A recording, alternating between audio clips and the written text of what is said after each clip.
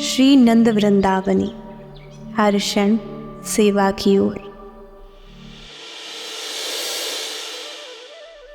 राधे राधे। आज हम जिनकी तेजस्वी, मर्यादित और सिद्धांतनिष्ठ जीवन कथा का श्रवण करने जा रहे हैं, वे ब्रह्म मध्व परंपरा के महान आचार्य श्रीपाद श्री विद्याधिराज तीर्थ जी महाराज हैं।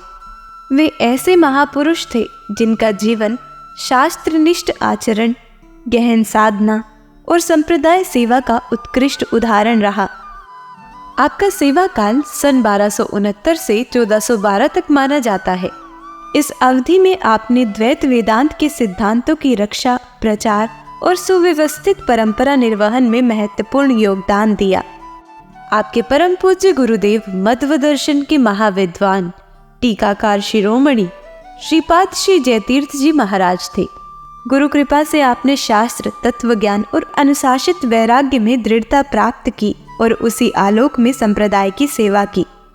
ब्रह्म मध्व परंपरा में आपने श्रीपाद श्री दयानिधि तीर्थ जी महाराज के पश्चात आचार्य पद को अत्यंत गरिमा, मर्यादा और सिद्धांत शुद्धता के साथ संभाला। आपके परम प्रमुख शिष्य श्रीपाद श्री राजेंद्र तीर्थ जी महाराज हुए, जिनके माध्यम से यह उज्जवल परंपरा आगे बढ़ी और मध्व सिद्धांत की अखंड धारा निरंतर प्रवाहित होती रही। आइए ऐसे ही अनुशासन, आचार शुद्धता और संप्रदाय निष्ठा सेवा के प्रतीक श्रीपाद श्री विद्याधिराज तीर्थ जी महाराज की पावन जीवन कथा में श्रद्धा और विनम्रता के साथ प्रवेश करें। राधे राधे।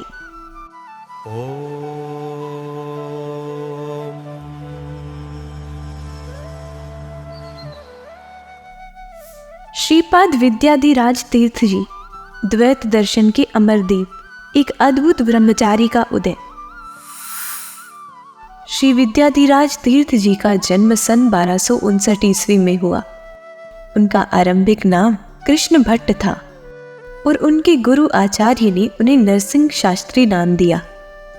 वे दक्षिण भारत के कर्नाटक क्षेत्र के बादकानाडु समूह से संबंधित थे।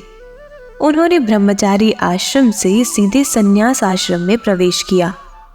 वे शास्त्रों में अत्यंत निपुण थे और ऐसा समझा जाता है कि वे आजीवन ब्रह्मचारी रहे। ऐसा कहा जाता है कि उन्हें श्री जयतीर्थ ने प्रयाग में संन्यास की दीक्षा दी थी।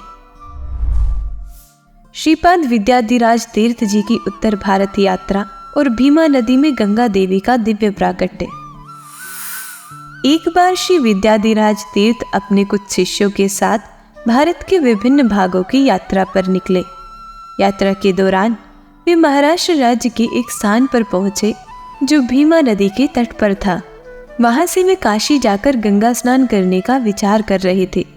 उसी रात गंगा देवी उनके स्वप्न में प्रकट हुई और कहा कि उन्हें गंगा तक जाने की आवश्यकता नहीं है, वे स्वयं अगले दिन भीमा नदी में प्रकट होंगी। अगले दिन देवी गंगा वास्तव में भीमा नदी में प्रकट हुई। श्री विद्याधिराज तीर्थ ने देवी की पूजा की और अपने शिष्यों सहित पवित्र स्नान किया। उन्होंने बड़ी भक्ति से देवी का पूजन किया और तत्पश्चात समस्त भारत में भ्रमण करते हुए द्वैत वेदांत का प्रचार किया। श्रीपाद विद्याधिराज तीर्थ जी का उत्तराधि मठ के पीठाधिपति के रूप में प्रतिष्ठित होना। श्री विद्याधिराज तीर्थ श्री जय तीर्थ की प्रत्यक्ष शिष्य थे। विद्या और भक्ति की उनकी श्रेष्ठता के कारण वे उत्तराधि मठ के पीठाधिपति बने।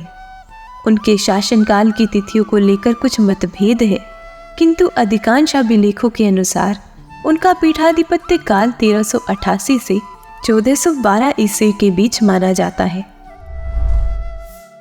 श्रीपाद विद्याधिराज तीर्थ जी के काल में मध्व मठ का प्रथम ऐतिहासिक विभाजन। श्री विद्याधिराज तीर्थ जी के काल में ही मध्व मठ का प्रथम विभाजन हुआ। जब श्री विद्याधिराज तीर्थ जी अस्वस्थ पड़े, तब उन्होंने परंपरा के अनुसार अपने एक शिष्य श्री राजेंद्र तीर्थ जी को अपना उत्तराधिकारी घोषित किया, किंतु शीघ्र ही वे स्वस्थ हो गए और उन्होंने औपचारिक रूप से उन्हें मठ के वेदांत साम्राज्य में स्थापित नहीं किया। तदुपरांत श्री राजेंद्र तीर्थ जी मध्व जी दर्शन के प्रचार हेतु यात्रा पर निकले। कुछ समय बाद श्री विद्याधिराज तीर्थ जी पुनः अस्वस्थ हुए और जब उन्हें आभास हुआ कि अब अंत समय समीप है, तब उन्होंने अपने शिष्य को श्री राजेंद्र तीर्थ जी को बुलाने के लिए भेजा। दुर्भाग्यवश वे समय पर नहीं पहुंच पाए। इस गंभीर परिस्थिति में यह सुनिश्चित करने के लिए कि उत्तरादि मठ उत्तराधिकारी विहीन न रह जाए, श्री विद्याधिराज तीर्थ जी ने अपने दूसरे शिष्य श्री कविंद्र तीर्थ को उत्तराधिकारी के रूप में दीक्षित किया और संपूर्ण संस्था तथा संपत्ति उन्हें सौंप दी। इस प्रकार दो परंपराएं अस्तित्व में आई। एक श्री कविंद्र तीर्थ जी की परंपरा जो आगे चलकर उत्तरादि मठ कहलाई, और दूसरी श्री राजेंद्र तीर्थ जी की परंपरा जो आगे चलकर व्यासराज मठ के रूप में प्रसिद्ध हुई। श्रीपाद विद्याधिराज तीर्थ जी का साहित्यिक वैभव और अद्वितीय ग्रंथ रचनाएं। श्री विद्याधिराज तीर्थ ने 5 प्रमुख ग्रंथों की रचना की। पहला छांदोग्य भाष्य टीका, दूसरा गीता भाष्य टिप्पणी, तीसरा विष्णु सहस्त्रनाम भाष्य, चौथा वाक्यार्थ चंद्रिका जो श्री जयतीर्थ जी के न्याय सुधा पर टीका है, और पांचवा विश्वपदी या विश्वपति जो नारायण पंडिताचार्य के श्री माधव विजय पर टीका है।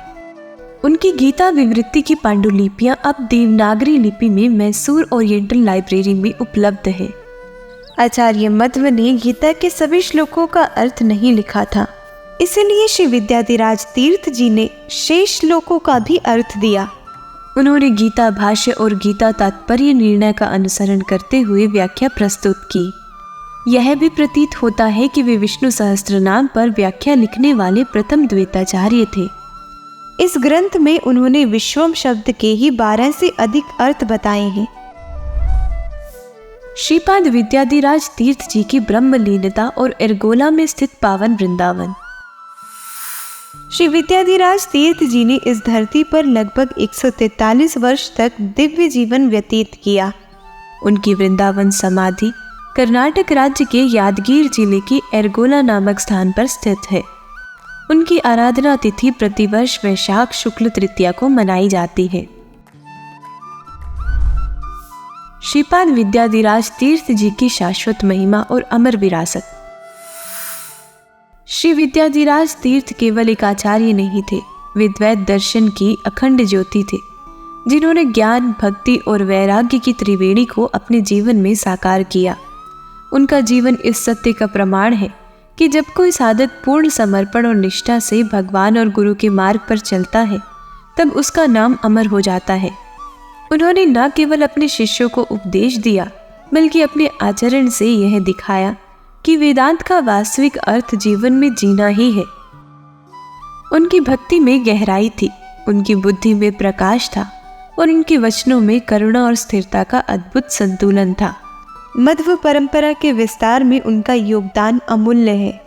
उनके कारण ही आगे की पीढ़ियां, चाहे वह उत्तरादि मठ की धारा हो या व्यासराज मठ की, आज भी उसी एक दिव्य ज्ञान धारा से जुड़ी हुई है।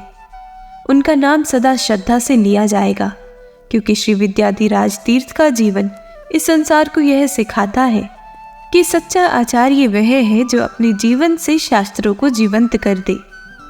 उनकी कृपा से आज भी द्वैत दर्शन की वह ज्योति प्रज्वलित है जो अनंत काल तक भक्तों के हृदय में प्रकाश फैलाती रहेगी। राधे राधे। श्री राधा रानी प्रेम का वास्तविक स्वरूप है और भगवान श्री कृष्ण उस प्रेम के प्रतिपादक है। जो जीव श्री राधा कृष्ण के दिव्य संबंध को भली भांति समझ लेता है, वही जीव प्रेम के माधुर्य रस का सच्चा आस्वादन कर पाता है। काम वासना में ग्रस्त जीव क्षणिक सुख के लिए स्वयं को दीर्घकालिक अभाग्य और अंधकार में डुबो देता है।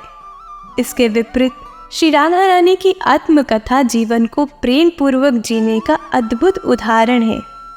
उनकी कथा जीव को परम धाम की ओर लौटने का अत्यंत सरल मार्ग प्रदान करती है। पूज्य गौ माता जीवात्मा की 7 माताओं में से एक है, अतः उनकी सेवा के लिए हमें किसी आमंत्रण की आवश्यकता नहीं है। वे जीव वास्तव में निकृष्ट हैं और उनकी आत्माएं पतित हैं, जो गौ माता को अनाथ छोड़कर, उन्हें अनैतिक रूप से दुहकर, बछड़ों से अलग करके, उनसे दुर्व्यवहार करके और उनका भक्षण करके प्रत्यक्ष या अप्रत्यक्ष रूप से उन्हें कष्ट पहुंचाते हैं। सौभाग्यशाली वे लोग हैं जो निस्वार्थ भाव से गौ माता को अपनाते हैं, उनकी सेवा करते हैं और अध्यात्म उन्मुख गौशालाओं को दान देकर पुण्य अर्जित करते हैं।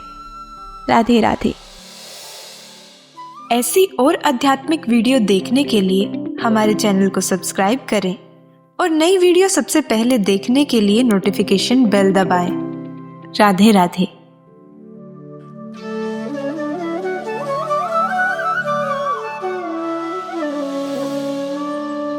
श्री नंद वृंदावनी, हर क्षण सेवा की ओर।